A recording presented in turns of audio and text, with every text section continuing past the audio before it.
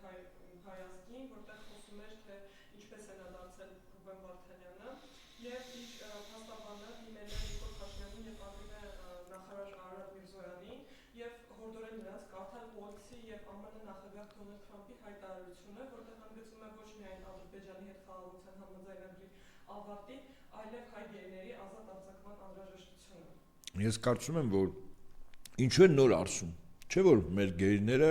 այնտեղ են 2023 թվականի սեպտեմբերի 20-21-22-ից հետո, հա, այդ մի քանի օրվա ընթացքում։ Ինչու են նոր բարձրաձայնում, որտեղ դա շահեկան է ում համար նրանց, ովքեր որ փորձում են այս իրողությունը գերիների նրանց նկատմամբ իրականացված եւ իրականացվող բռնաճնշումների, խոշտանգումների որպես լծակ օգտագործել Ալիևի վրա, ընդհանրապես ոչ ավել եւ ոչ պակաս։ Սա գործիք է Ալիևի վրա որոշակի ճնշումներ օգտագործելու, որտեւ եթե արդարության հարթությամբ ենք այս ամենը նայում,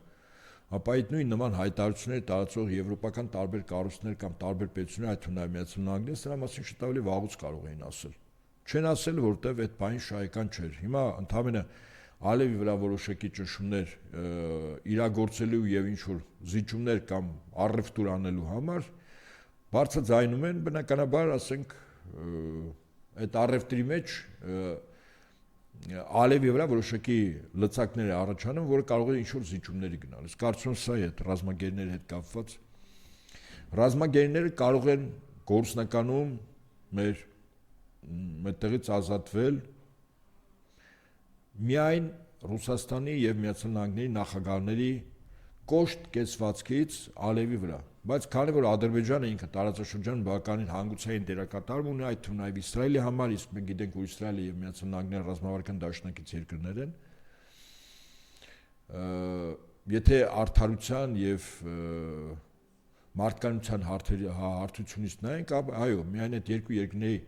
ղեկավարների զանգներ եւ ոչ առանց շահարկելու, որ դրա դիմաց ինչ որ գին լինի, ուղղակի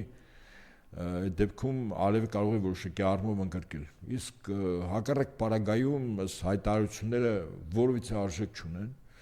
եւ հայտարարությունները մեկ նպատակ են հետապնդում Ալիևից ինչ որ բաներ առավել էժան ձևով վերցնել, թե ինչ սակարկություններ ա գնում տարածաշրջանային, ինչ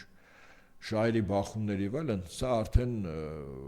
աշխարհաքաղաքական եւ քաղաքական զարգացումների համատեքստում պետք է դնալ։ Այսքանը